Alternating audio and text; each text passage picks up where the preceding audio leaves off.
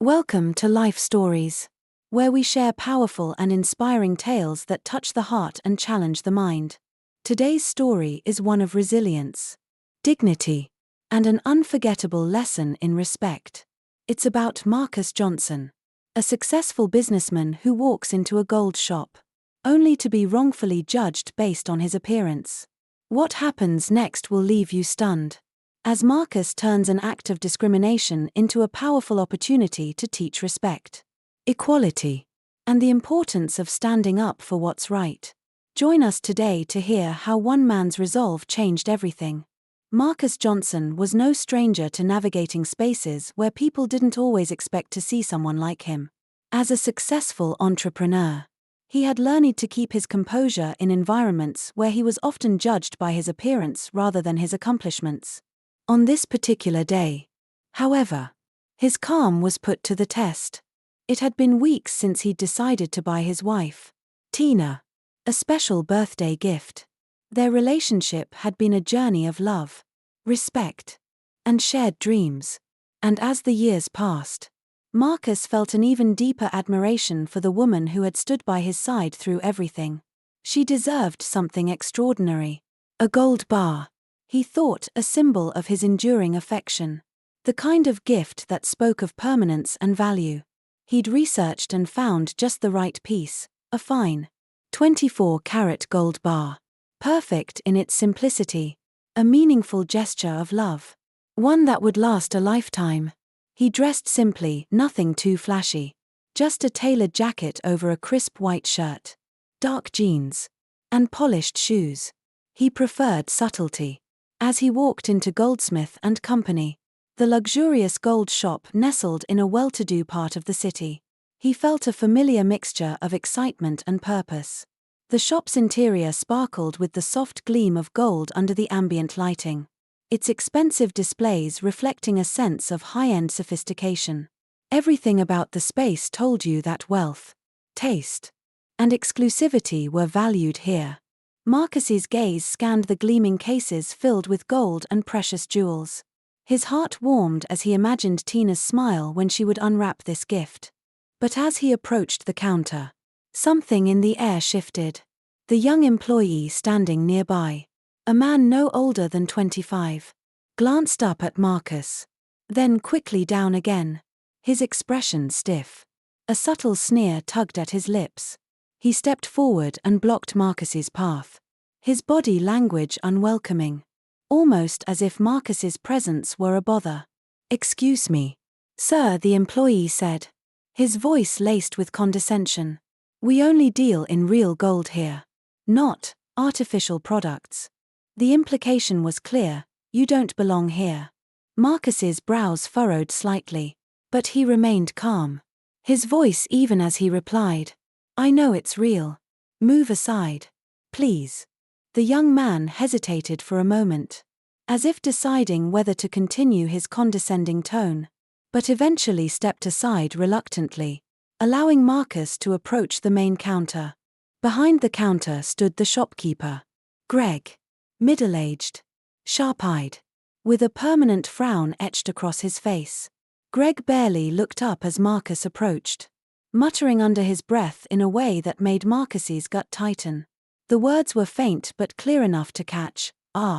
Another one of those types. Coming in to waste our time." Marcus paused, just for a second, and allowed the words to sink in. Those types. The dismissive term stung. But he wasn't about to let it show. He simply cleared his throat, greeting Greg politely and asking to see the gold bar he had come for. Greg's reaction was swift. He turned slowly, moving with a deliberateness that felt oddly like reluctance, as if retrieving the item was an inconvenience. With a flick of his wrist, he placed the gold bar on the counter, its gleaming surface catching the light. The way he set it down, carelessly, as though it were nothing more than a mundane object, spoke volumes. Marcus picked up the bar, turning it over in his hands. It was a fine piece, its weight felt substantial, and its purity was unmistakable. Yet, it wasn't quite what he had in mind for Tina. "Could you show me another?" Marcus asked calmly, setting the bar back down on the counter. Greg's demeanor shifted instantly.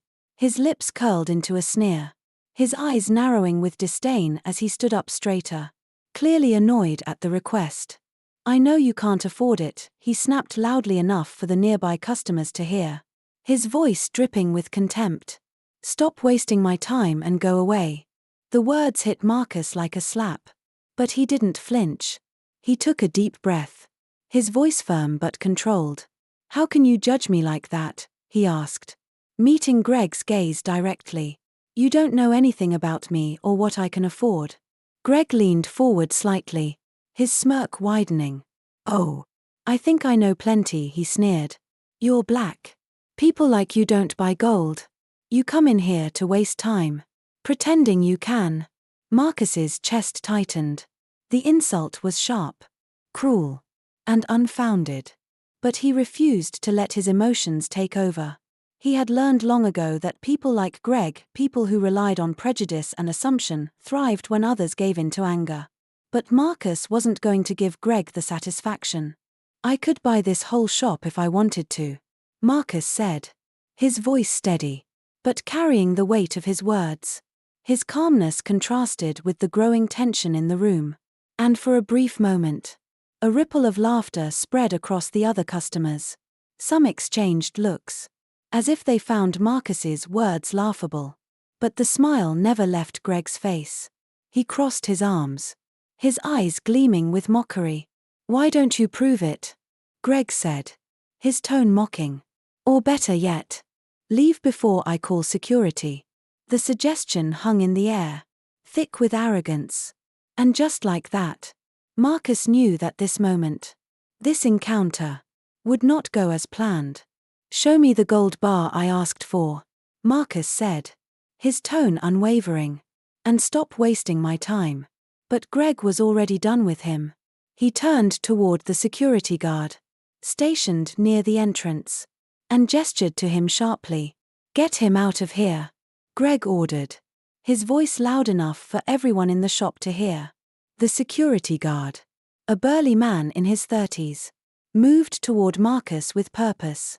His grip tightened around Marcus's arm, and he said, "Let's go," his voice rough as he began to guide Marcus toward the door. "Wait," Marcus said, his voice quiet but firm. "I came here to buy something." "You're making a mistake." But the guard ignored him.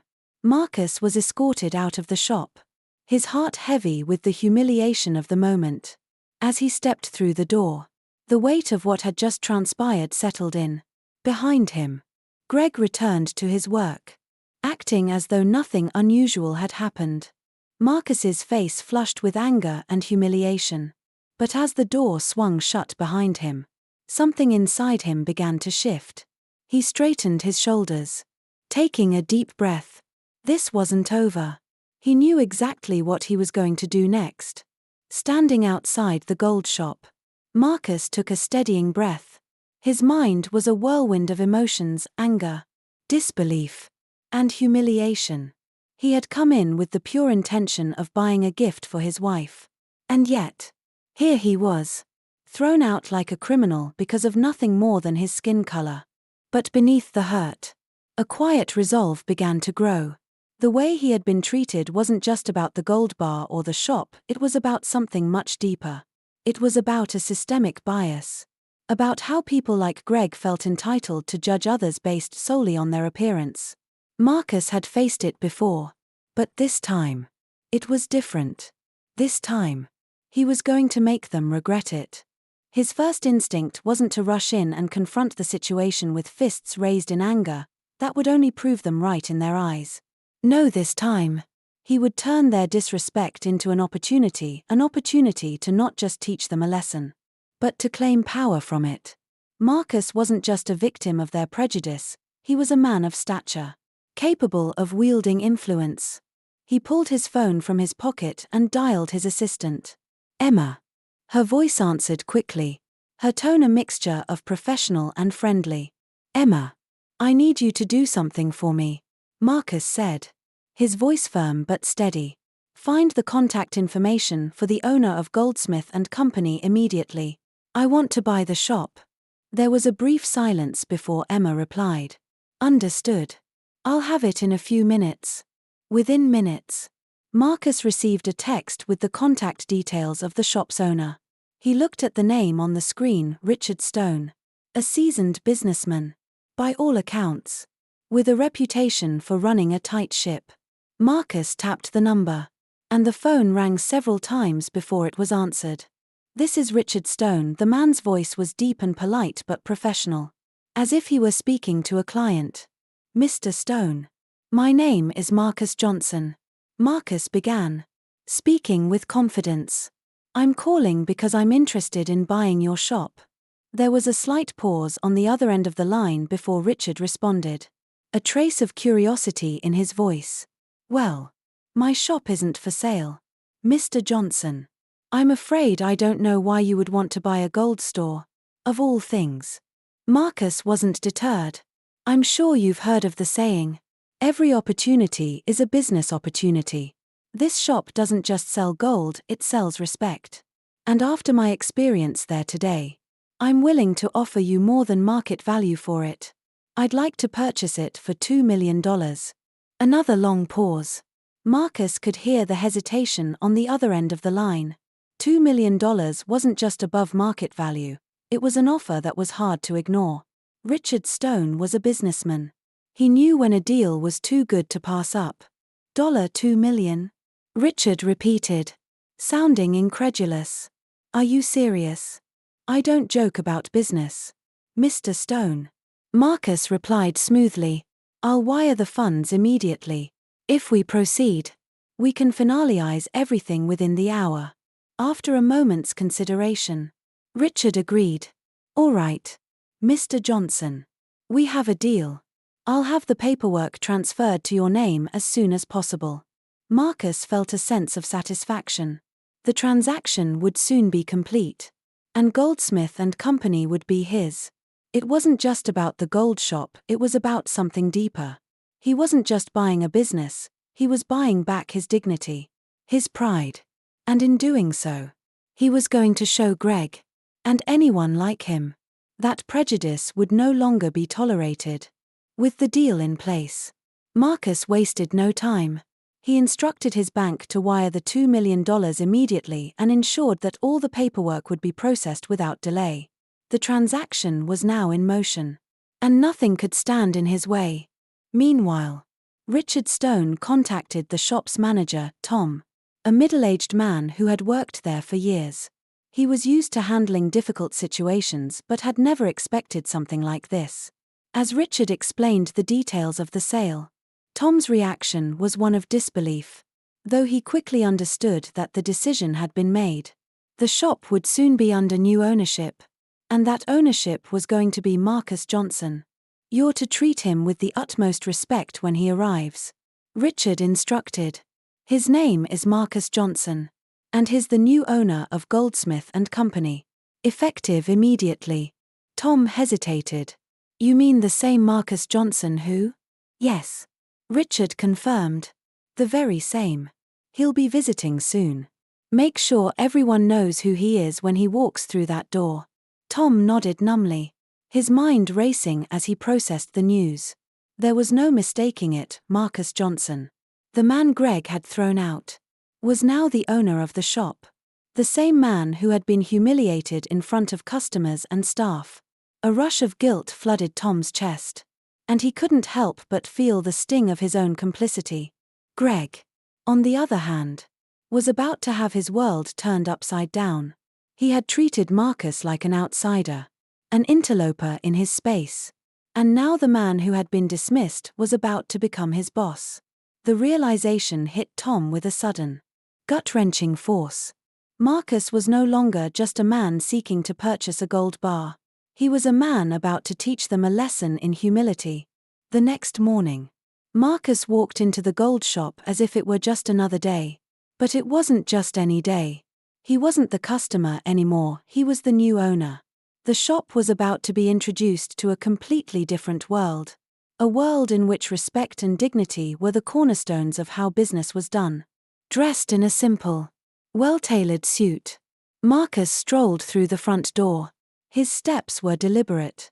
His posture straight. The shop was just as he remembered it, gleaming cases of gold bars. The soft hum of ambient lighting. And the low murmur of voices. But this time, the air felt different. Charged with the weight of anticipation. The employees, scattered throughout the room, exchanged subtle glances. But no one dared speak to him. Not yet. At the counter, Greg was behind the register. The sight of him immediately brought back the sting of yesterday's humiliation. But Marcus remained calm. Greg, however, seemed to recognize him immediately. His eyes narrowed, and a dismissive smirk spread across his face. Without even a hint of recognition or apology, he sneered. "You again," Greg said, his tone dripping with disdain. "Didn't I tell you not to come back here? This place is for serious buyers. Not for someone like you." Marcus stopped in his tracks, unruffled by Greg's harsh tone. His gaze never wavered. He knew what was coming. It wasn't going to be easy, but it was necessary. The encounter yesterday was just the beginning. Today was when the real change would happen. Greg's eyes flicked toward the security guard at the entrance. The burly man who had escorted Marcus out the day before was still stationed near the door. And Greg gave him a subtle nod, clearly expecting the guard to repeat his earlier actions. "Hey, you," Greg barked, pointing at Marcus. "Security. Get him out of here. He's just here to cause trouble." The security guard began to step forward. But then something remarkable happened. Tom, the shop manager, emerged from the back office. His eyes locked onto Marcus. And for a split second, the tension in the air seemed to freeze. The fear and uncertainty on his face were impossible to miss. "Hold on. Greg. Stop," Tom called out, his voice sharp and urgent. He quickly approached Marcus, moving with a sense of purpose that took Greg by surprise. Tom's face was pale, but his tone was steady. "Everyone, listen up." The employees paused, glancing between Marcus and Tom. Confusion etched on their faces. Greg was looking at Tom like he had lost his mind. "This is Marcus Johnson," Tom announced, his voice carrying throughout the store. "And he's the new owner of Goldsmith & Company. As of yesterday, this shop is now his." The room went completely silent. The tension in the air thickened as the words settled in. Marcus stood tall, watching the reactions unfold with a quiet intensity. The realization hit Greg like a brick, his smirk instantly vanishing, replaced by wide-eyed disbelief.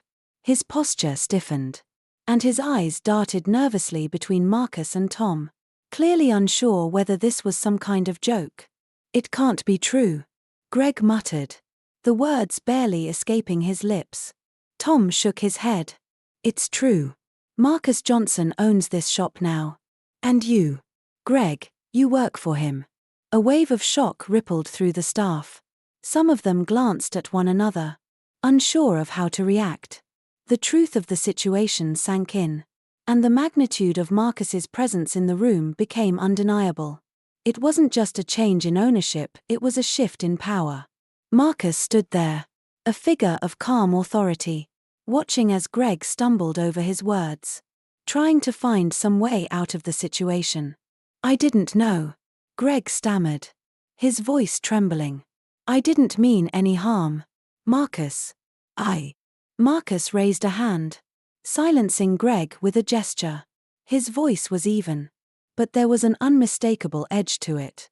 "Save it, Greg," he said, his tone cutting through the chaos. "I'm not interested in your apologies. Your behavior yesterday was unacceptable. You judged me based on nothing but assumptions. You humiliated me, and that is not something I will tolerate in my business." Greg's face went pale. He took a hesitant step forward, but Marcus didn't flinch. "Please, give me another chance," Greg pleaded, his voice breaking. "I didn't mean to offend you. It was just a misunderstanding." Marcus wasn't moved by the pleas. "Respect is non-negotiable," he replied, his voice unwavering. "You had your chance, And you squandered it. You're done here. The silence that followed was deafening. The remaining staff exchanged uneasy glances, clearly uncomfortable with the situation unfolding before them. Tom, who had been observing the exchange in silence, looked at Marcus with a mixture of awe and apprehension. "Greg, you're fired," Marcus said calmly, effective immediately. The security guard, who had been standing by, stepped forward and placed a firm hand on Greg's arm. Greg resisted for a moment, but the guard's presence was imposing, and Greg quickly realized he was no longer in control. His protests grew more frantic, but none of it swayed Marcus. With one final glance at Marcus, Greg was escorted out of the shop. His shoulders slumped in defeat. The door slammed shut behind him with a finality that seemed to echo throughout the store. The staff stood frozen, their faces a mixture of shock, embarrassment, and fear. They all knew that the dynamics in the shop had shifted permanently. Marcus turned to face the remaining employees, his voice steady but powerful. "Let this be a lesson to all of you," he said, his gaze sweeping over the room. "Never judge someone based on their appearance, their color, or where you think they come from. Every person who walks through that door deserves to be treated with respect. Dignity is not a privilege, it's a right." There was a long silence before one of the employees, a young woman who had been standing near the back, stepped forward. Her demeanor had changed. She was no longer the dismissive, indifferent staff member from the day before. She was professional, even apologetic. "I'll take care of the selection you wanted, Mr. Johnson," she said, her voice respectful. Marcus nodded, appreciating the change. "Thank you," as she carefully laid out the gold bars for him to inspect. He looked around the shop. There was an undeniable shift in the atmosphere, a quiet but palpable respect among the employees. Marcus had made his point, and it was clear that the staff understood the gravity of the moment. They would no longer take their roles or their interactions with customers for granted. As Marcus selected the gold bar he had come for, he couldn't help but feel a sense of peace. He had turned the tables. What had started as an act of discrimination had now become a catalyst for change, a powerful reminder that respect was non-negotiable. As Marcus stood in the gold shop that day, he proved that true power lies not in retaliation, but in leading with integrity and respect. His actions not only changed the lives of those around him but also left a lasting reminder that prejudice has no place in our world. By challenging unfair treatment with grace, he set a new standard for what it means to truly respect others. Thank you for joining us today. If this story resonated with you, don't forget to subscribe to Life Stories and stay tuned for more powerful tales that inspire change.